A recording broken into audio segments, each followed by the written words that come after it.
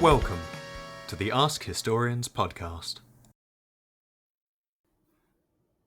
Welcome back to the Ask Historians podcast. I'm user Steelcan909, here with a returning guest, actually, a member of both the Flare teams and the mod team here at Ask Historians. And I'm going to go ahead and let him introduce himself. And we're going to go ahead and dive right into our topic today on the First Crusade, its memory, how it was remembered by those who participated in it and by the rest of contemporary society just afterwards.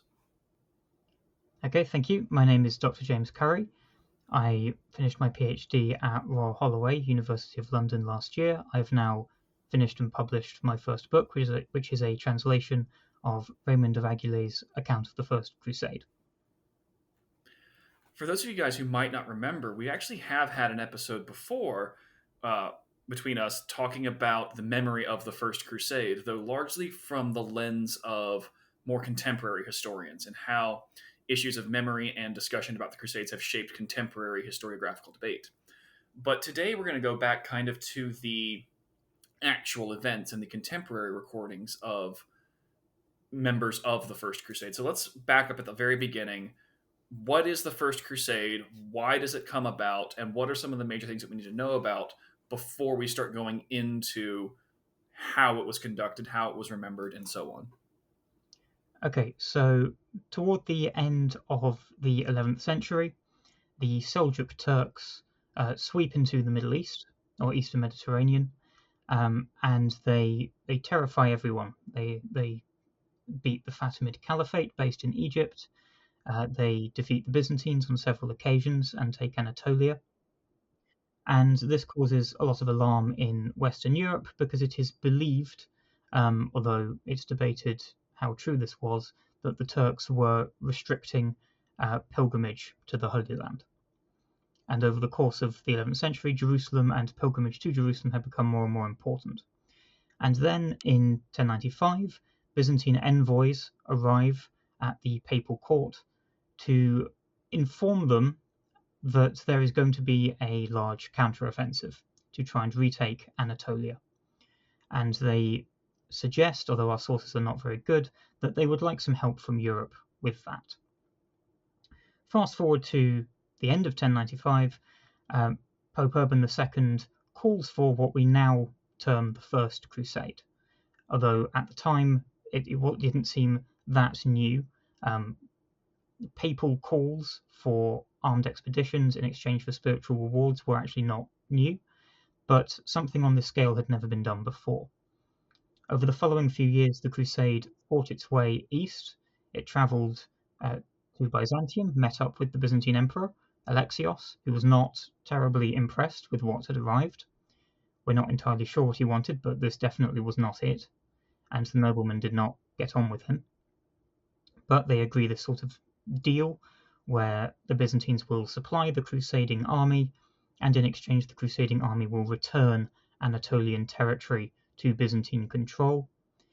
And then, as this happens, the Crusaders eventually reach Antioch, which is at the limit of what the Byzantines had controlled.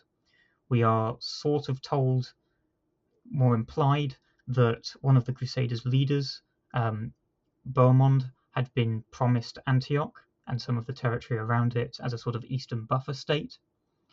And this siege goes on for months and months, nearly a year, and in the end the Byzantine-Crusader relationship breaks down. The relationship between the different crusading armies breaks down. Two of them desert. And then it takes several further months for the crusade to actually start moving south from Antioch to Jerusalem. It does so under the leadership of Count Raymond of Saint-Gilles. Beaumont, who had sort of been the most prominent military leader of the crusade, had decided to stay in Antioch. And then, as it goes south, it gets sidetracked, besieging a city called Acre, where leadership shifts from Count Raymond to Godfrey de Bouillon, who then leads the attack on Jerusalem in 1099 and is named Guardian of the Holy Places, and then he dies a year later, and Baldwin I, who had established the the First Crusade estate around Edessa earlier in the Crusade takes control as king of Jerusalem, and then the Crusade is kind of over. This is an enormous, seemingly miraculous success. There were several points in the Crusade where it really ought to have been destroyed. Some in Europe believed that the whole thing would fail from the outset. There were several points where it seemed like it had. However, it managed to take Jerusalem against all odds, and so it became this unprecedented focus of celebration. It had a feast day dedicated to it, to the capture of Jerusalem, and it became very quickly the most written about event in terms of the sources they had available, the most written about event in human history. And that's what I'd like to talk to you about today. Well, why don't we go ahead there and start with it? The idea that this is the most written about event in history for this kind of segment of the human population, obviously looking at Latin Christianity, Western Europe, however you want to parse it. So can you talk to us a little bit about what are the different sources that we're drawing from? Where are they coming from? Which of these are contemporary? Which ones are not? Can you kind of unpack the source base that we have to work with? Okay, so during the Crusade, several people start writing an account. One of these is anonymous. He is an Italian Norman in the army of Bohemond. We don't know his name, we don't know his background, but he seems to be a soldier. But he writes this account called the Gesta Francorum. It's written in very plain Latin. It's very easy to understand for people who maybe had a bit of Latin but weren't, by medieval standards, literate, which meant you could compose your own letters. And this made it a very popular account. Another is Raymond of Aguilé. He was the chaplain to Count Raymond of Saint-Gilles. He decided to write his own account separately. It used to be thought that there was some relationship between the Gesta Francorum and what in manuscripts is just called the Book of Raymond. Modern historians, myself included, don't think that's the case. And then, in addition to that, you have Fulcher of Chartres, who was the chaplain to Baldwin. He writes his own account very shortly after the First Crusade. During the Crusade itself, several letters are sent west, not all of them of, let's say, solid veracity, but there are a lot of letters being sent west, and some of those are then incorporated into local histories. You also have the Gesta Tancredi by Ralph of Caen, who was the chaplain to Tancred, who was Bohemond's nephew. That's a whole other thing. That's written a little bit later. And then on top of that, there is the Alexiad, which is a biography of Alexios Komnenos, the Byzantine emperor, written by his daughter Anna. And then on top of that, finally, actually not finally, but the final main one is Albert of Aachen, who was writing based on interviews with returning crusaders. This is quite a common way of writing history in the Middle Ages. You find people who were there and you just sort of ask them questions and then put together your notes. His is, although he's not an eyewitness account, he is considered of roughly equal value to the eyewitness accounts because of his method. What happens shortly afterwards is that in 1105, Bohemond, not content with Antioch and having thoroughly fallen out with the Byzantines, decides he wants a new crusade against the Byzantines. He wants the throne. And so he tours Europe brandishing the Gesta Francorum. And while he's in Europe, he develops these connections with the French crown. He marries into the French royal family. And through relationships with monasteries and specific historians, the Gesta Francorum received several rewrites. The most popular of these was by a guy called Robert the Monk. His account becomes the sort of definitive account of the First Crusade, if you like, or at least the popular account. And then there are others like Guibert of Nogent. He writes up the Gesta Francorum in a more elaborate style. There are a lot of these. And And then one of the stranger ones is a guy called Peter to the Bode, whose account is very, very similar to the Gesta Francorum, but we don't think he's the guy who wrote it. We don't really know much about who he is and what his deal was, but his account is also circulating. So very, very quickly, by the 1110s, within a generation, there are easily over a dozen sort of full accounts of the First Crusade circulating, most of them in some way derivatives of the Gesta Francorum, but a lot of them not. When you're talking about how some of these accounts are done up, so I have a little bit of basic Latin. What does that actually look like in terms of, like, are they rewriting sections of them to be more in keeping with kind of classical Latin? Are they gussing up the language? Are they adding in entire new sections? What does that actually look like when they're changing these accounts from what are relatively firsthand to these kind of second, like this next generation of Crusade accounts?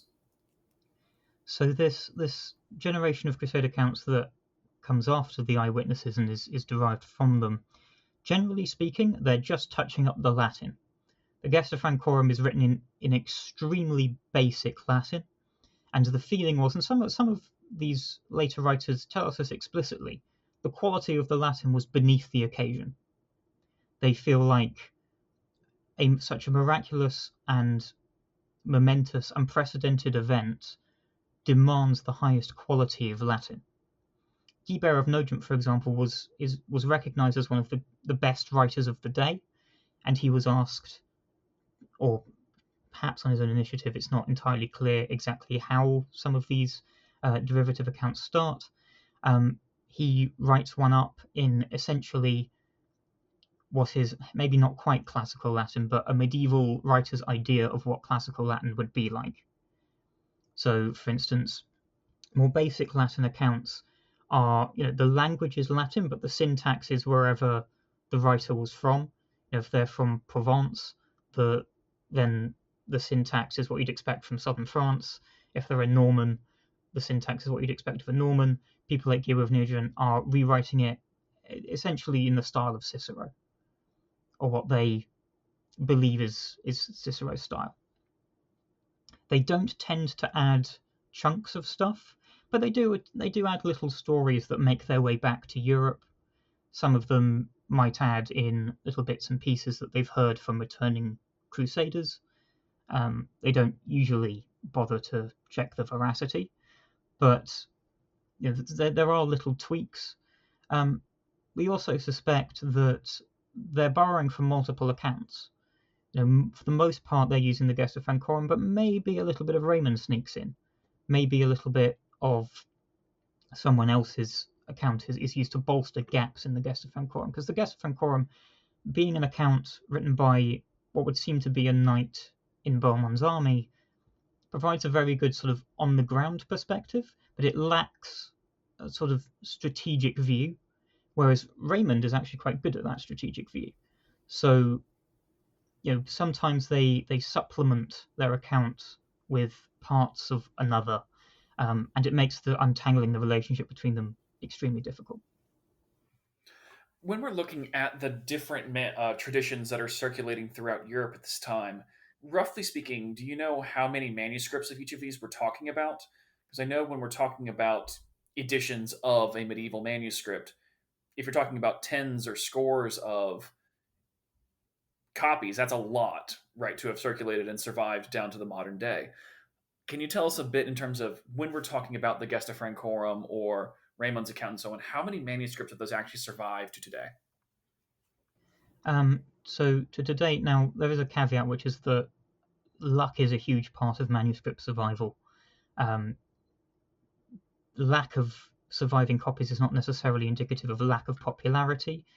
So for instance, there's a song called the Song of Roland, where we only have one full manuscript, but we know it's like as culturally relevant and known as like Romeo and Juliet is to us throughout the Middle Ages. So we have to have that kind of caveat. However, many of these manuscripts many of these accounts have over a dozen surviving manuscripts.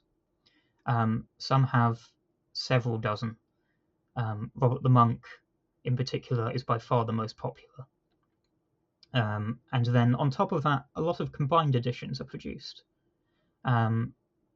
So you get manuscripts that might have 2 or 3 Crusade accounts next to each other.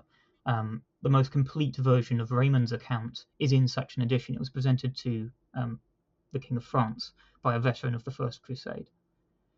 And so, I mean, each of these is in we know that these were extremely widely circulated. Some we have only a single manuscript, so the Gesta Tancredi has only one manuscript and it was damaged in a fire, whereas others, there's dozens.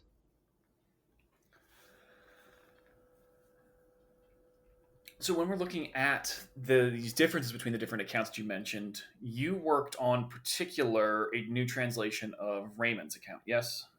Mm-hmm. Can you tell us a little bit about why pick that one? Because you said it's not one of the more... So Gesta Francorum is like the most widely distributed one. You've got Robert the Monk's, kind of that second generation.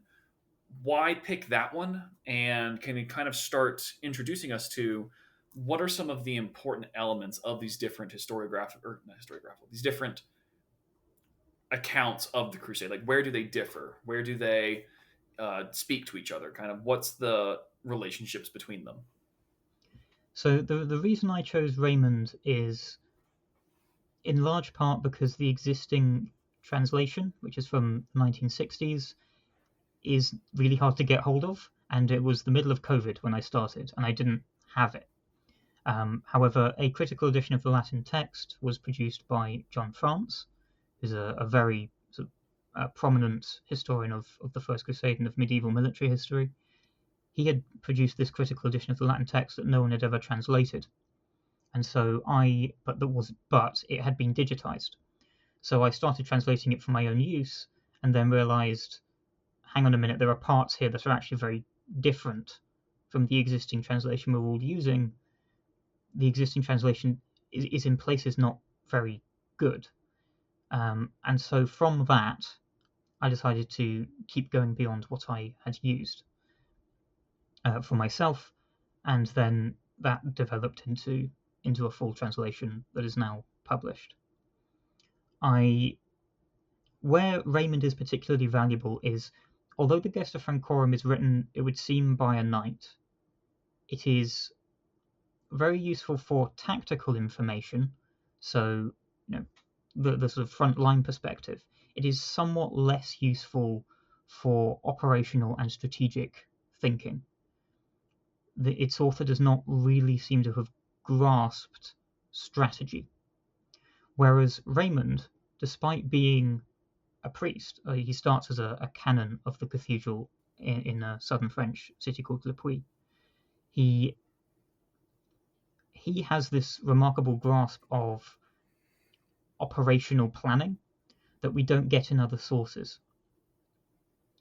Even though he seems to have never held a sword in his life, he understands military strategy, and this is it's bizarre to read, but he gives an astonishingly informative account of the siege of Antioch from a strategic perspective. He talks about how geography and various parts of the surroundings kind of demand certain military strategies. He talks about the importance of the road to the port and the positional battles that are fought over various points of this road to get supplies through, or from the perspective of Antioch's defenders, to intercept them, to prevent them getting to the Crusaders. He talks about the importance of the weather, for instance. He talks about the importance of unit cohesion. He comes back to discipline and unit cohesion again and again and again. He talks about how the Crusaders are at times sort of too eager, and that they become, as he often puts it, because he doesn't really have the terminology, but he says that the formations become mixed up, is the term he uses, where the sort of blocks of soldiers become this mass that is very hard to control.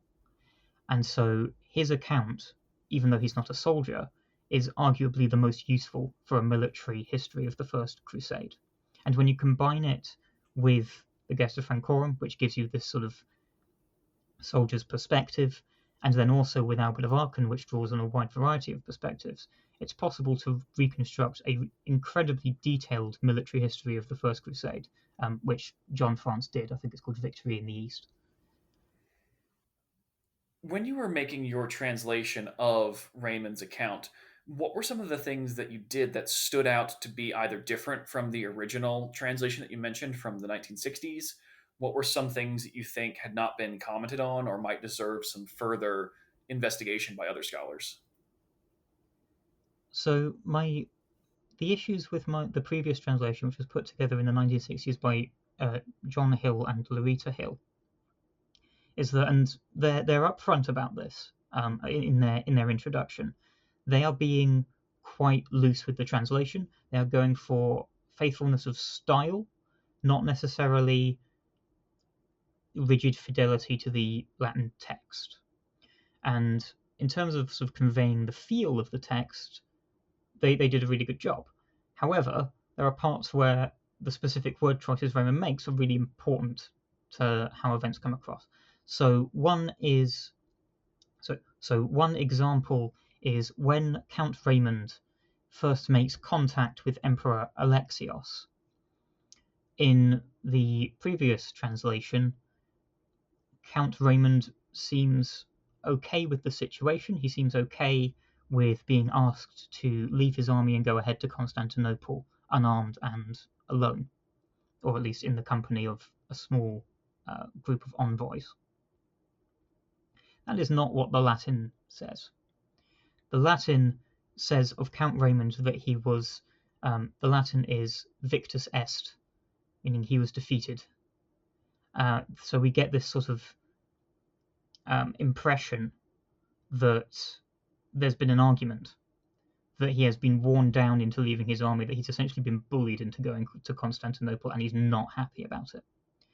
And that's not something that comes across in the previous translation, but it's a very curious word choice that I think merited a faithful translation. Likewise, later on you get some sections that are a bit confusing. So the other one I highlight in the introduction to my translation is after a city called Marat in Syria is taken, there is a sort of disagreement over the distribution of loot, and the previous translation uses the word Normans. The Latin does not use the word Norman. The Latin is very specific that it's Bohemond's Normans. And so you get kind of this confusion emerging, because yes, it's Bohemond and his Normans, as the previous translation puts it, but if you're reading that sort of quickly, or if, particularly as someone who's taught at a university, you're just given an extract, it looks like it's also blaming Robert Curthose's Normans from Normandy.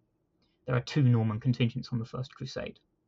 And so there are lots of little bits like that in the previous translation where it's, I think, more care needed to be taken with the specifics, because you risk either accidentally misrepresenting the text or leaving the audience with multiple interpretations of what is actually quite a clear passage.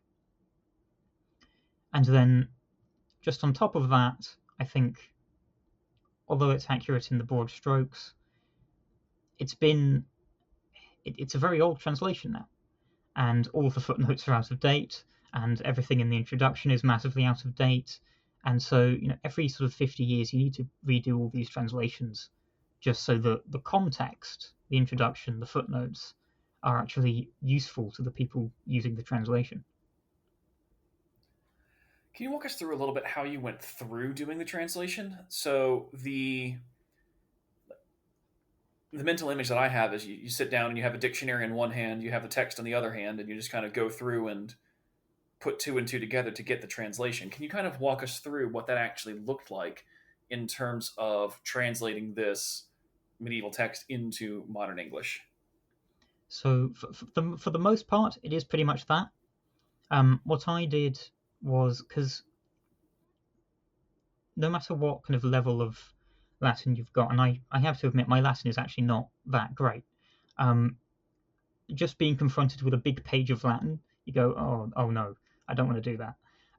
So what I did was I took the digitized critical edition produced by John France for his PhD thesis decades ago, and then I typed it out in a big table, one sentence at a time.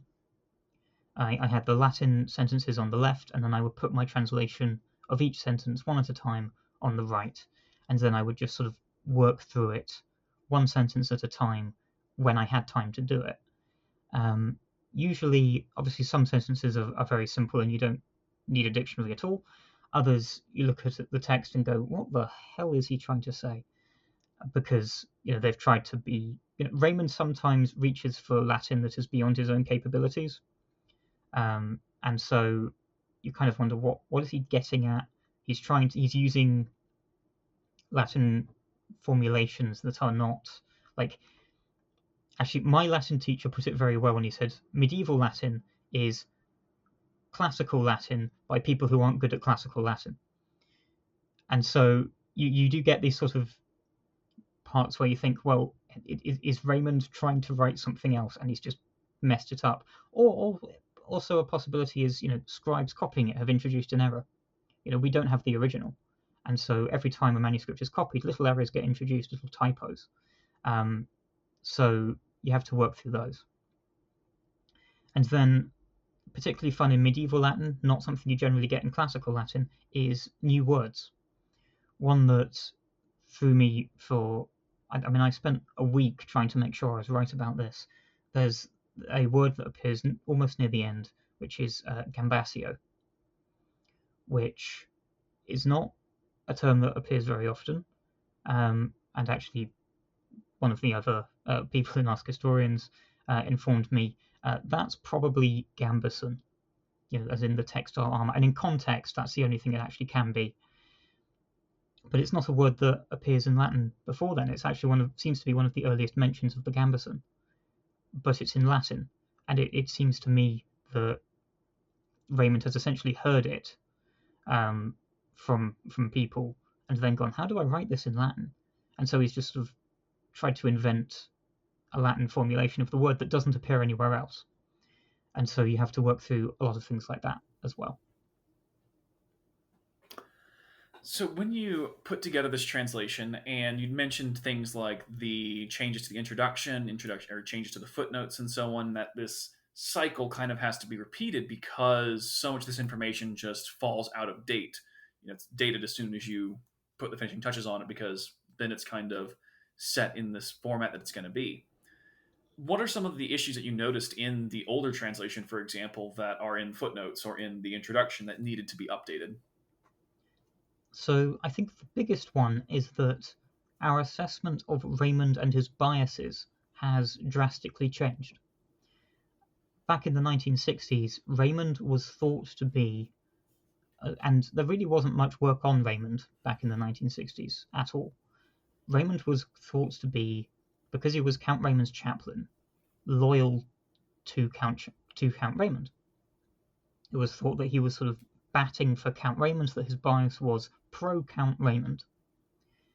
That is not my reading of the text at all, and most historians who I've spoken to about this now agree that actually Raymond is quite damning about Count Raymond. Raymond criticizes the Count for being very fickle, for being bullied into things he doesn't want to do.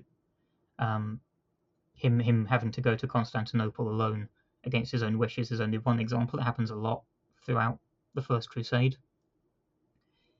And so in general, the feeling now is, well, actually Raymond is not biased in favour of Count Raymond.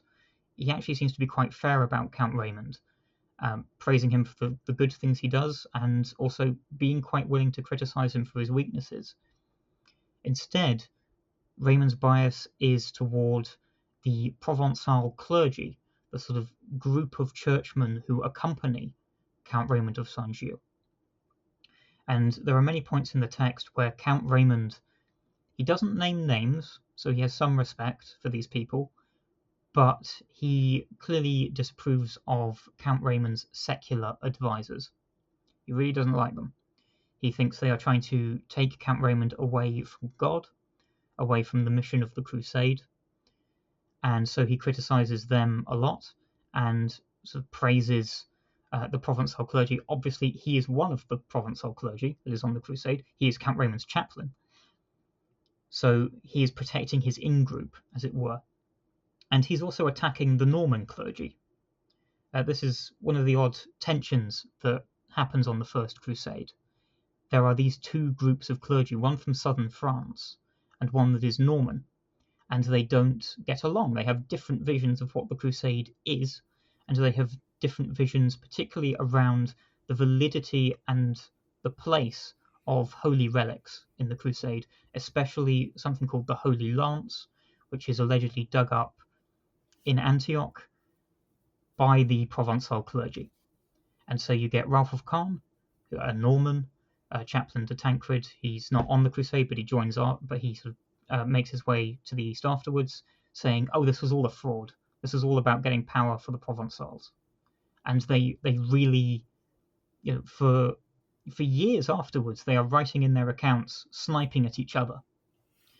And that's something that really comes across in Raymond's account. It is actually, I think, if not his driving force in writing, it's definitely a big secondary concern. And that's the big way in which our understanding of Raymond has changed. He is not writing to protect Count Raymond, because frankly, Count Raymond does not actually come across well, especially in the second half of the account. He is writing to protect the Provençal clergy, their vision of the Crusade, which by the end of the Crusade is defeated. A Norman is elected Patriarch of Jerusalem, and Count Raymond, Raymond can't stand that. When we're looking then at that kind of broader reception of these crusading accounts, you mentioned fallout between the Provençal and the Norman clergy. When we're looking at other outcomes of the way that the crusade has been recorded, what are some of the other big takeaways that we can take from that? For example, you mentioned Count Raymond himself coming across not great through the crusade account of Raymond. But what about some of the other ones? For example, when you mention things like the Alexiad, and you've got Anna Komnena talking about her father and and other members of the crusade, how can we balance, say, for example, how Raymond's account is received, how the Alexiad is received versus the Gesta Francorum? And you mentioned that the Gesta Francorum kind of became I don't want to say standard version of the Crusade narrative, but the most popular version of the Crusade narrative. What are some of these other fallouts that we have of these different traditions, these different manuscripts, these different narratives? Okay, so the big one is the relationship with the Byzantine Empire. The Alexiad is written decades after the First Crusade, and it's quite defensive about Alexios. The Crusaders all believe, regardless of anything else they believe, they are all on the same page, that Alexios let the crusade down because the logistical support dwindled during the Siege of Antioch. During the Siege of Antioch, Count Stephen of Blois, and I'll get onto him in a moment, he deserted the crusade, and on his way back, he met Alexios and told them the crusade had been destroyed. And so Alexios, not actually knowing any better, scales back the support he's willing to offer because he thinks it's a doomed venture. And the Crusaders never forgive him for this. And then later on, as Raymond himself tells us, after the Battle of Ascalon, which is fought against the Fatimid Caliphate, their attempt to retake Jerusalem, the Fatimid Caliphate took Jerusalem during the First Crusade, told the Crusaders, offered them an alliance, the Crusaders turned them down, and so the last phase of the Crusaders fought against the Fatimid Caliphate. After the Battle of Ascalon, in which the Fatimid Caliphate is defeated, the Crusaders find letters from Alexios to the Fatimids, giving them military information about the First Crusade. And so this is seen as the ultimate betrayal. Raymond brings this up multiple times in the account. It clearly really bothers him. Now, Alexios was actually being pretty savvy, because if he could present the Turks, the Seljuk Empire, with a two-front war, then his odds of success go through the roof. And that's indeed what happened. But the Crusaders don't seem to have been clued in that the Fatimids were sort of working with them, as it were, until the day that Fatimid envoys arrive and going, hey, so about this alliance. And the Crusaders kind of go, what? Okay, we'll think about this and get back to you. By the way, we're still going to take Jerusalem. And, because the Fatimids want to keep Jerusalem, the Crusaders are there to take it, they then go to war. And so the way Europe thinks about the Byzantine Empire in relation to the Crusades is drastically altered. Arguably, in 1095, if you were to ask a Crusader why they had joined up, they would say to help the Byzantine Empire. They were, part of that could be their reasoning. Actually, accounts of the First Crusade very rarely give any sort of reasoning for the First Crusade at all. We kind of have to fill it in. But that is clearly one of the reasons, is because the Byzantine Empire needs help. And it is the sort of bulwark against the Islamic world in the East. In the future, in the Second Crusade, Third Crusade, especially the Fourth Crusade, the Byzantines are seen as sort of a Judas in waiting. The Crusades have to, for logistical reasons, get the support of the Byzantine Empire to some degree. But they're always waiting for the stab in the back, and they're usually not disappointed. And so the First Crusade establishes this terrible relationship between the Byzantines and Crusaders that will go on for decades, and that will go on to, in part, lead to the sack of Constantinople in 1204, when the Fourth Crusade diverts. The other big fallout is related to Count Stephen of Blois. Count Stephen deserted the Crusade. Now, interestingly, a lot of people deserted the Crusade around the siege of Antioch. Count Stephen was not even the only nobleman. Hugh of Vermandois, a member of the French royal family, also deserted at this time. Hugh of Vermandois gets this sort of protection in the account because Beaumont and the Gesta Francorum becomes sort of enmeshed with the French royal family. Hugh's reputation is protected in the derivative accounts. They don't round on him as a failure, because these writers need to keep a good relationship with the French crown, and portraying the French royal family as cowards is not going to do that. So all of their anger about the desertions is focused on Stephen of Blois, even though he's related to the English royal family, but they don't matter as much because the English do not participate in the First Crusade much. And so Stephen of Blois is seen as this horrific coward. And in later dramatizations, in sort of medieval songs and epic poetry, Count Stephen is coward in chief. In fact, one of them, I think it's the Song of Antioch, calls him the biggest coward from here to Dijon, here being Dorylaeum in Anatolia. So his reputation is irrecoverably destroyed. It doesn't even matter that he went on the Crusade of 1101 to redeem himself and died on the field of battle. His reputation is trashed forever. When we're looking at the Crusade narrative accounts from people like Raymond, can you tell us a little bit about how they're written, about what makes them different from many of the other historical accounts, many of the other literature that's floating around in the early Middle Ages? For example, when I think of early medieval literature, you've got things like the Anglo-Saxon poems, you've got things like Anglo-Saxon history, which is where my expertise is, you've got Norse saga literature from Iceland. What makes the Crusade accounts different from things like that or other histories that are floating around in the early medieval world? For example, you've got like Gregory of Tours or what's the other one I'm thinking of? That's not important. What makes it different after the First Crusade compared to the centuries before that? So history in the Middle Ages before the First Crusade is, generally speaking, written in the form of monastic chronicles, or it's by someone with very strong ties to church institutions who is writing sort of in their capacity as a literate cleric with sort of learned authority. What's very different about the First Crusade, and particularly the Gesta Francorum and its popularity, is this is, as far as we can tell, written by a normal guy who is just sort of there, and he's putting pen to paper as best he can. It has this sort of authenticity to it that is not present in almost any other literature of the Middle Ages up to this point. Direct eyewitness accounts become very important to writing the history of Crusades, not just on the First Crusade, but we see it on the Second Crusade, on the Third Crusade, on the Fourth Crusade, on the Seventh Crusade. People who are on it feel the need to write an account, often starting while they are there.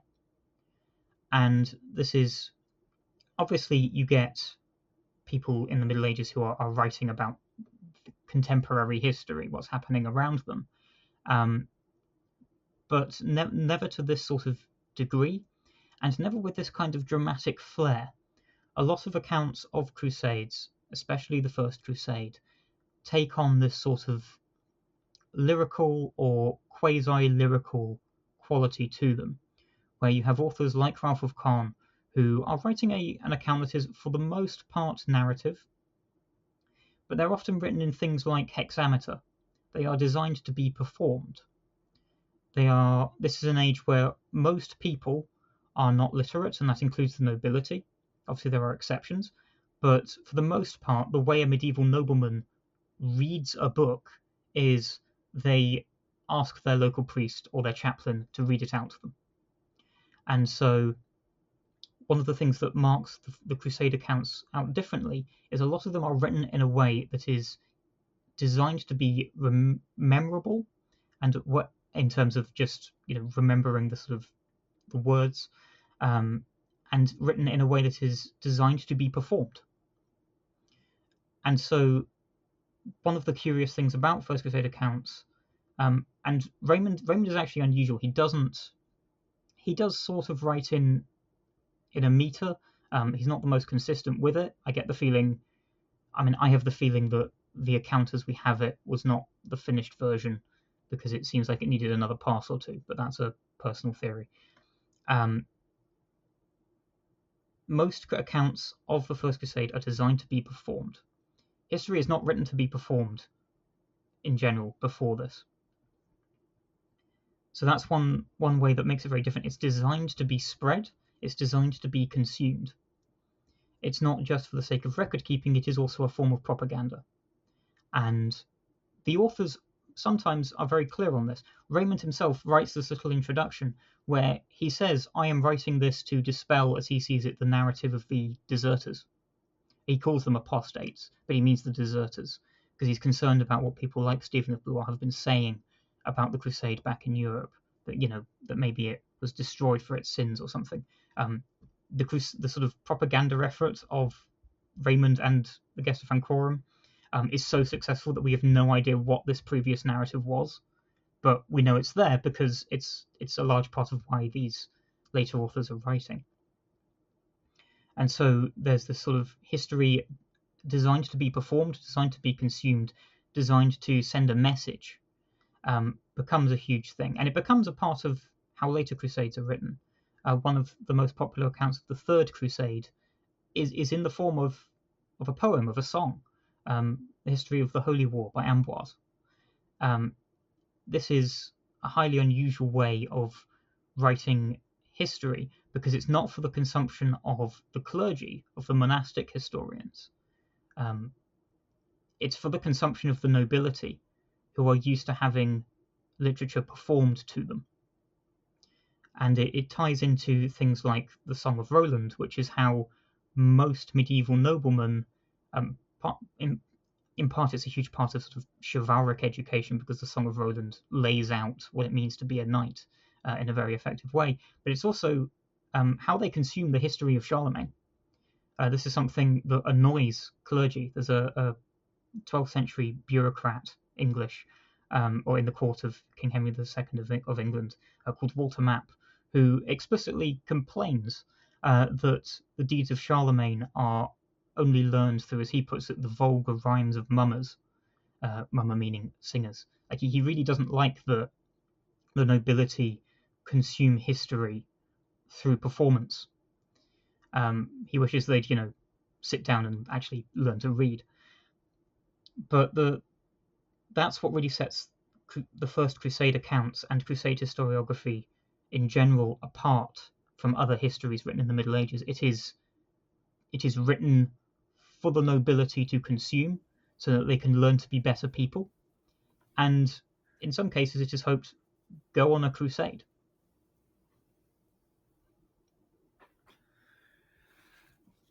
When we're looking then at kind of the afterlife of these crusade narratives, you've talked about how different ones have been competing with each other, how certain ones have not survived down to the modern day, how others have kind of given rise to their own family trees, and the broader stylistic influences that they've had on medieval literature, medieval history.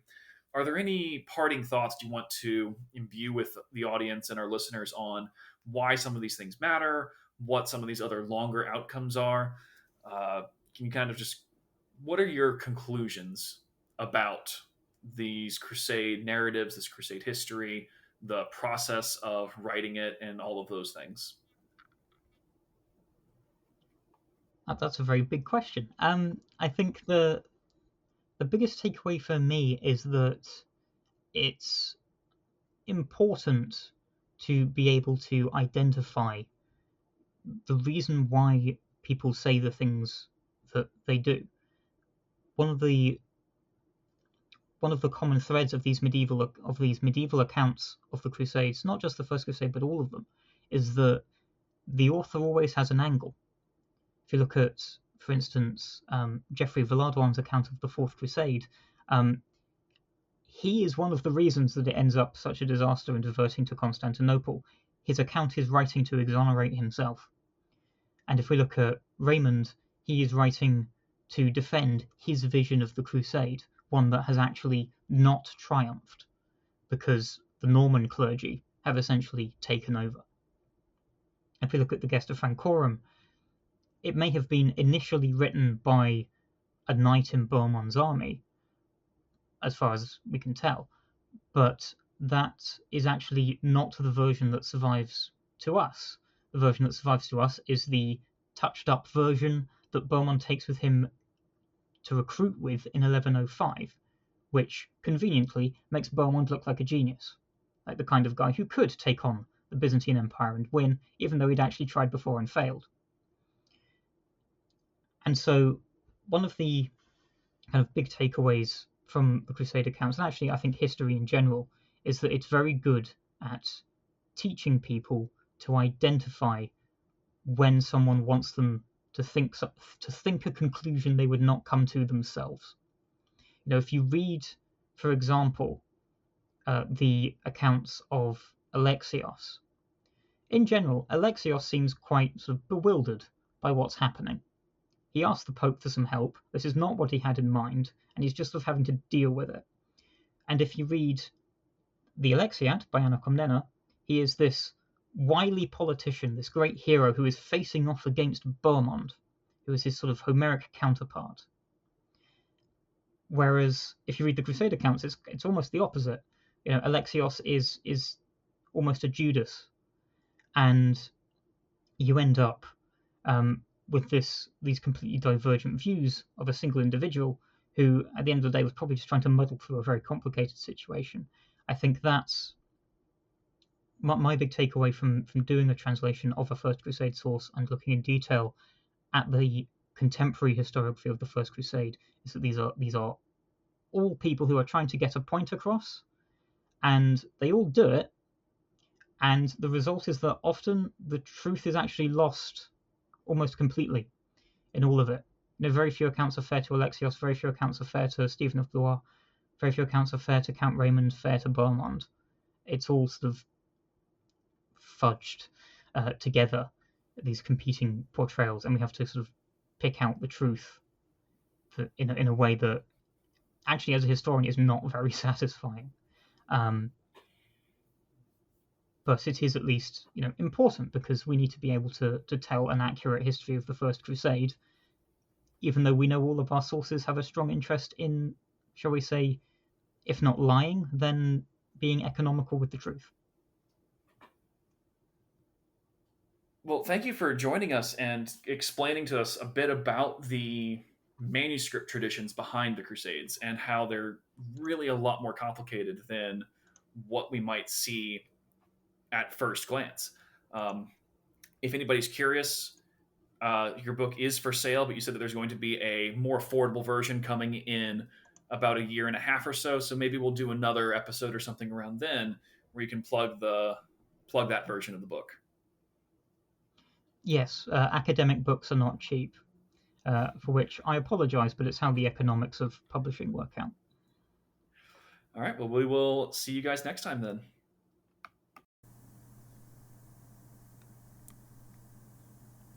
You've been listening to the Ask Historians podcast. Please support us at patreon.com/askhistorians.